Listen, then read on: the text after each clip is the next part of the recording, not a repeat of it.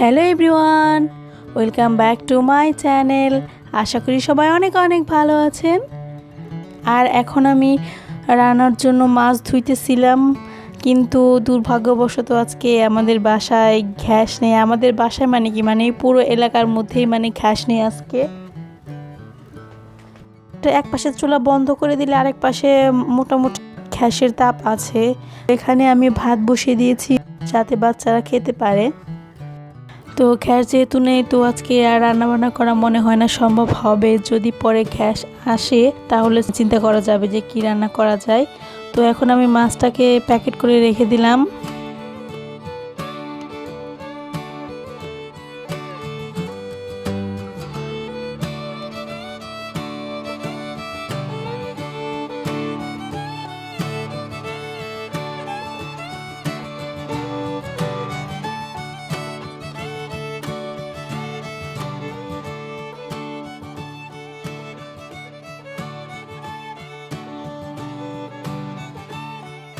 আর একটা কথা হচ্ছে যে আজকের ওয়েদারটাও খুবই খারাপ। চারপাশটা দেখতে পাচ্ছেন একদম অন্ধকার হয়ে গেছে, মনে হচ্ছে যে মানে রাত হয়ে গেছে, পুরো কালো হয়ে গেছে। বৃষ্টি আসবে মনে হয়।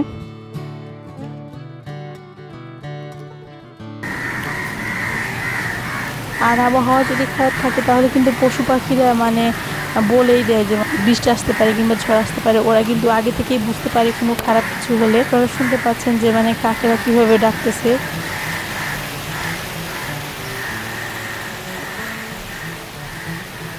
তো এই যে বৃষ্টি চলে এসেছে।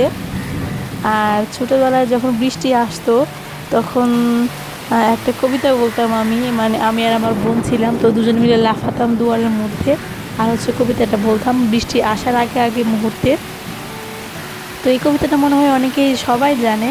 ওই যে কবিতা ছিল না যে আই বৃষ্টি ঝেপে ধান দিব মেপে লেবু পাতা করম চা। পরের ওয়ার্ডটা আর আমার মনে নেই। পরের ওয়ার্ডটা কী ছিল আর কি, মানে অতটা মনে নেই, তবে এই কবিতাটা বলতামই। আর হচ্ছে বৃষ্টি আসলে আমি আর আমার বোনের একটা কাজ করতাম, সেটা হচ্ছে যে মানে দুজনে মিলে বৃষ্টির মধ্যে ভিজতাম আর দুজন মিলে মানে হাত ধরে ধরে নাচতাম, এত মজা করতাম। বৃষ্টির জন্য বসে থাকতাম কখন বৃষ্টি আসবে আর কখন দুজন মিলে মানে বৃষ্টির মধ্যে নাচানাচি করবো।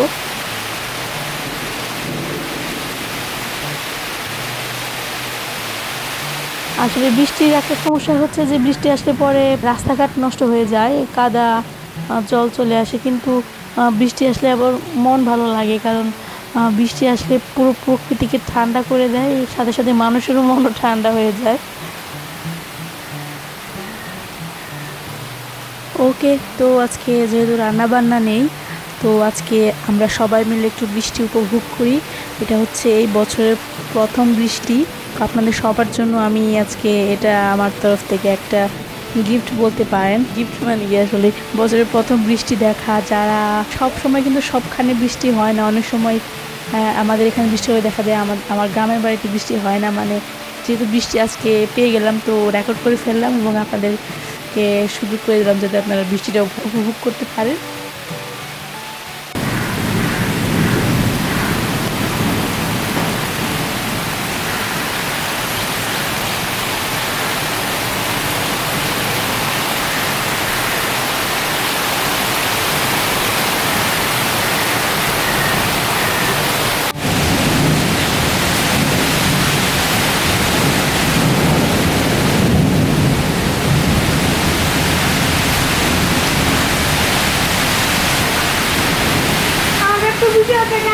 দাঁড়া যাইকাস নে আমার যেমন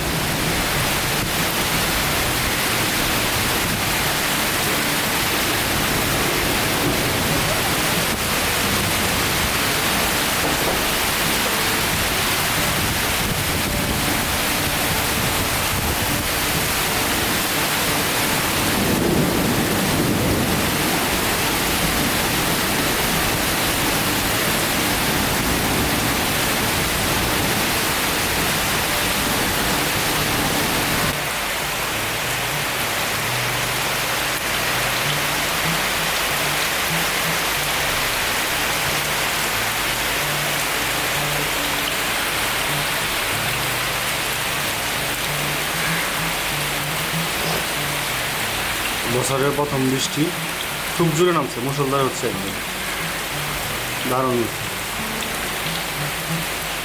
একদম ঠান্ডা ফেলাই দিচ্ছে,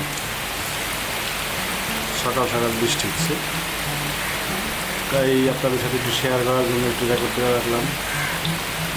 প্রথম বৃষ্টি তো দেখতে ভালো লাগতেছে। ধুলাবালিটা একটু কমবে, এখন অনেক ধুলাবালি ছিল রাস্তায়,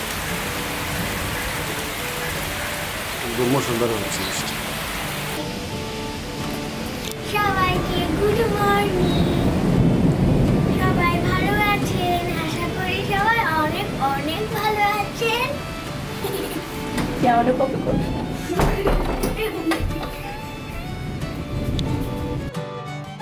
তো এখন রান্নাঘরে গিয়ে দেখি কিছু করা যায় কিনা। এখন দুপুরের জন্য কিছু করতে তো হবে না, কি খেতে তো হবেই, একেবারে না খেয়ে তো আর থাকা যাবে না। তো এখানে মা হচ্ছে পুঁটি মাছ ভেজে রেখেছে, একদম হালকা করে ভেজেছে, কারণ চুলায় তো তাপ নেই, তো এর চেয়ে বেশি আর মানে করা সম্ভব না।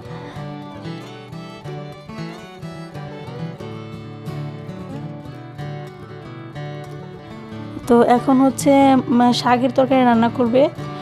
শাকের তরকারি তো খুবই তাড়াতাড়ি হয়ে যায়, তাই আজকে শাকের তরকারি দিয়েই কাজ চালাতে হবে।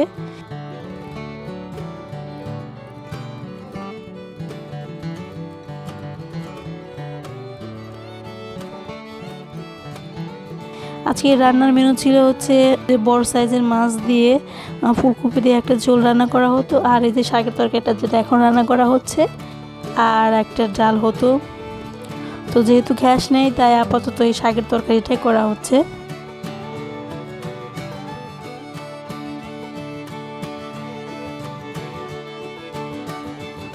আর এটা হচ্ছে কলমি শাকের তরকারি, ছোট মাছ দিয়ে, পুঁটি মাছ দিয়ে। তো এটাকে নেড়েচে ঢেকে দিল, যাতে ঢেকে দিলে তো তাড়াতাড়ি হয়ে যায়, এর জন্য আর কি ঢেকে দিলাম।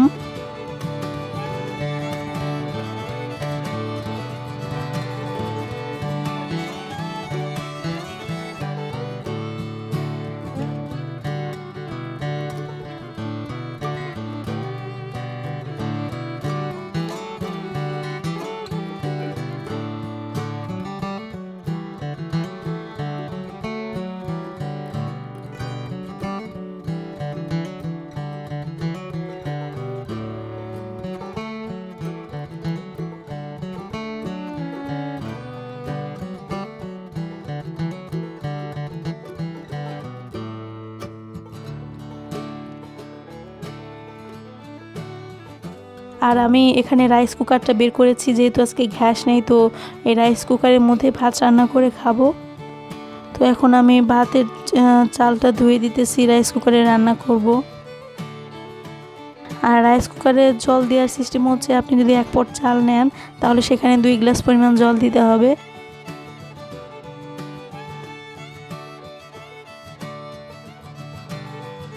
তো আমি এখানে ভাতটাকে বসিয়ে দিলাম, আর এখানে যে কুকের মধ্যে চাপ দিয়ে দিলাম। তো এটা রান্না হয়ে গেলে অটোমেটিকলি এটা বন্ধ হয়ে যাবে।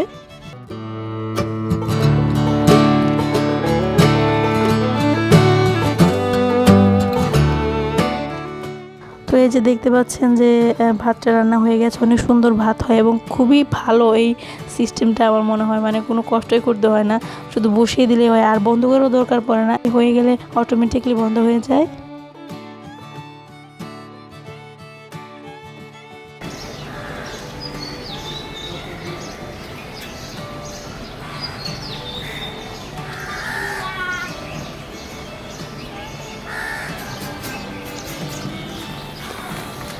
এই তো বৃষ্টি চলে গেছে।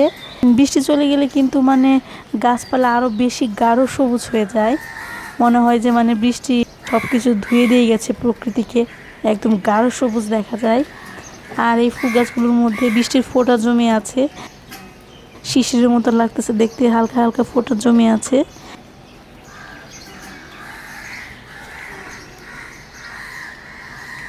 আর এটা কিন্তু সেই ফুলটা আমি বলেছিলাম না দেখাবো, তো এই যে এই ফুলটা হচ্ছে সেই সন্ধ্যা মালতী গাছের ফুল। বৃষ্টি চলে গেছে, তো মানে পাখিরা এখন আরো বেশি বেশি ডাকতেছে। আসলে প্রকৃতির সাথে কিন্তু মানুষের মানে কি বলবো, এতটা গভীর সম্পর্ক, মানে যেটা আর কি বলার মতো না। মানে প্রকৃতি ছাড়া কিন্তু মানুষের বাঁচা সম্ভব না। তো আজকের ব্লগটা আমি এখানে শেষ করতেছি। আজকে তো অত ভালো মানে রান্নাবান্না কিছু দেখাতে পারলাম না, তবে নেক্সট টাইম চেষ্টা করব। তো সবাই ভালো থাকবেন, ধন্যবাদ অ্যান্ড টাটা।